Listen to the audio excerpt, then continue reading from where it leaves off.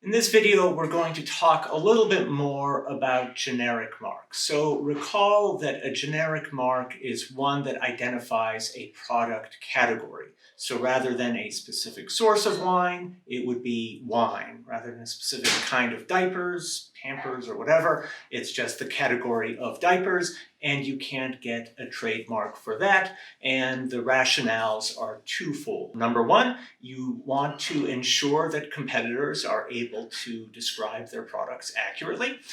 If you don't, you increase potential consumer search costs, you reduce the flow of information in the marketplace. And number two, there's an assumption that these kinds of marks cannot perform a trademark function. They don't identify and distinguish a specific product because they identify a category of product.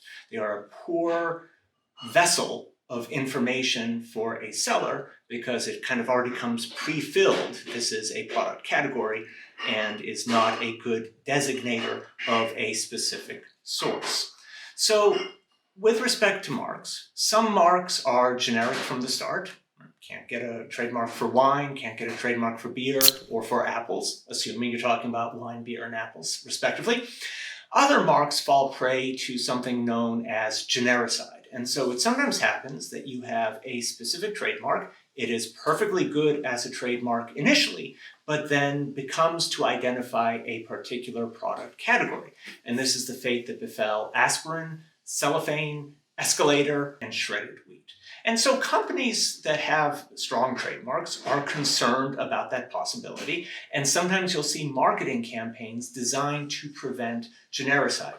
Things like requesting that people don't make a generic use of the Chanel name, or the idea that Kleenex is not a generic term for facial tissue, but rather that there is a variety of facial tissues, of which Kleenex is one. Likewise, that Xerox is a particular kind of copy machine. And sometimes you see a variety of other efforts that can look, I suppose, a little bit creative depending on your standards about this kind of thing.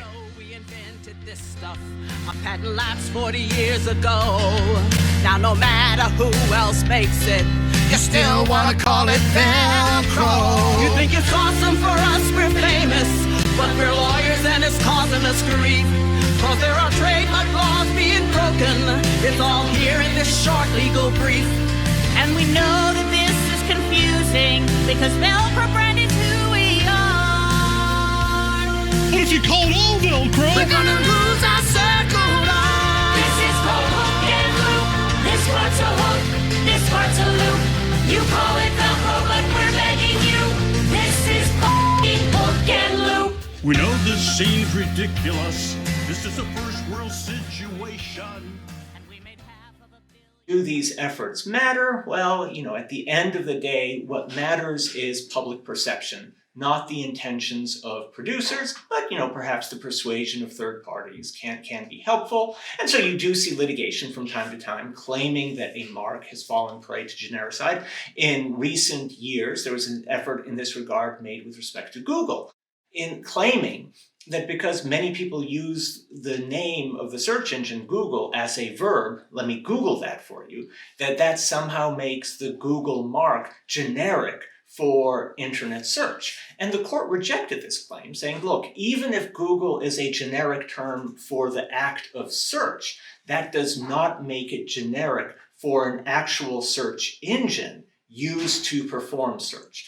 Many terms have generic meanings in one context, but not necessarily in another, right? An apple would be a generic mark for apples, but it's perfectly adequate as a trademark when it comes to a computer company or likewise a digital technology company. Just so with Google, even if the use of the word Google as a verb might be generic for the practice of performing search, that doesn't answer the question of whether or not Google is generic for a particular search engine used for searching or Googling, if you will.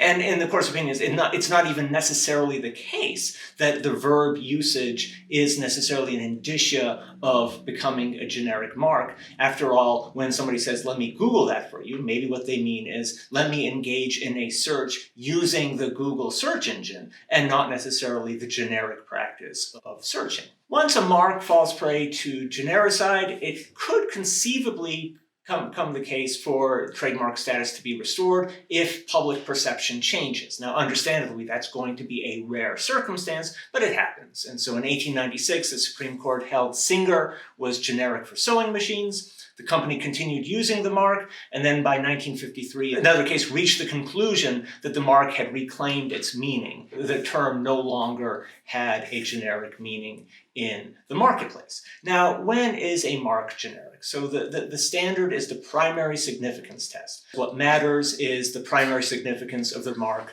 to the relevant public and not purchaser motivation. And so what's that purchaser motivation language? Well, a while back, there was a case involving monopoly, and there was a claim that the term had become generic because a survey showed that consumers didn't care about who made the game. They just wanted to have the game, and therefore monopoly as a trademark was no longer performing a trademark function. And it sort of reflects the trickiness of making arguments and claims about generic status, because, is monopoly a game? Or, a game out of the category of games, or is the monopoly game so identifiable with a particular kind of play that it becomes its own category? If it becomes its own category, then we have a potential claim for genericism. But Congress, by changing the statutory language, seeks to kind of undo the result of that case. And it does reflect, again, though, this issue we have in classifying a mark about the kind of level of generality in the market in question. So in the Zatarain's case, we have this issue of what exactly is the market when we're talking about the trademark or the would-be trademark fish fry.